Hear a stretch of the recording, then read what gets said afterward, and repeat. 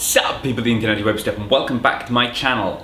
Today I'm gonna talk about a Netflix film called Bright. Bright isn't as bad as everyone says.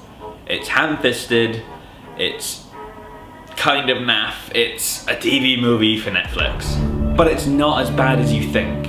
It's one of those films which you can just stick on and watch as background noise. Or, going off a solid guide, which is Rubber Sharks and Wooden Acting by Nico Vaughan. You can thoroughly enjoy this film, but you need a group of people because this is not a bad film, it's a bad film. There is a difference. Bad films are the likes of Jaws 4. A bad film is The Good Girl with Jennifer Aniston. That's an awful film. Never watch that. Just avoid that at all costs. But I want to talk about Bright because it was one of the worst attempts I've seen of a Black Lives Matter movie, but it wasn't an awful movie. It's the kind of movie, like I said, which is just background noise. It's a ham-fisted script. It's a weak narrative. The editing's okay, the direction's okay, it's just pretty much okay all around. I'm confused how they got Will Smith and Joel Edgerton in it. I'm suspecting a lot of money, but it's like they both didn't really want to be there.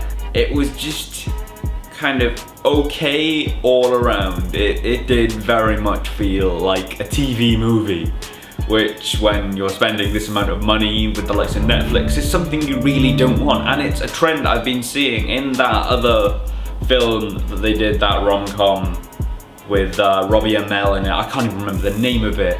That again feels a little bit like a TV movie or something along those lines.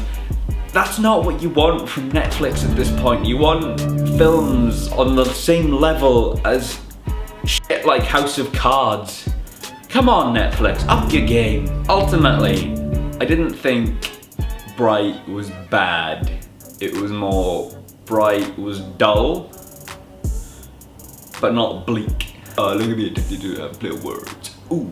Bright left a lot to be desired, but it didn't leave that much of a bad taste in my mouth. It wasn't awful. And as far as these film reviews in under 5 minutes, which apparently is a thing I'm doing now, it's probably got a solid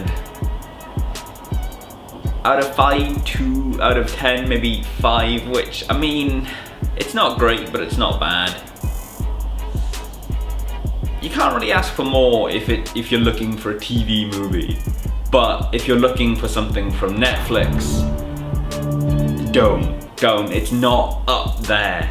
My biggest gripe with this film probably comes from the fact that, like Peter Jackson in The Hobbit with Tauriel, they didn't have the guts to kill off a main character. It's one of those things where they're afraid to kill it off a main character and they'll kill them off and bring them back, or they just will tease killing them off and then we'll never kill them. There's no point to that. If you're gonna do that, do it. Don't tease it, don't kill them and then bring them back unless it has some important narrative in the story. Like I'm more than happy with Harry Hart coming back in Kingsman, but that had a point to the narrative. It made the narrative of the second film work. When you look at Tauriel in The Hobbit, she did not make the narrative work anymore. She just could have been killed off along with Feely and Keely, and it would have been sad because there was that romance, and then that romance would have meant something big. I feel like I've got a little off topic here. Ultimately, Bright is okay, and it's not as bad as everyone says it is, but it's still not great. Anyway, thank you for watching this video. If you enjoyed, or if you've enjoyed any of my other videos, please comment, rate, subscribe, and show this one some love. Go and check out other videos. If you really like me, go and check out my merch store. There's pretty nifty and swell things there. And if you really like me and like this video, why not go and check out my Patreon, where you can support me and make sure that I survive. Because why not? Anyway, Thank you for watching, and I shall see you again soon. Ladies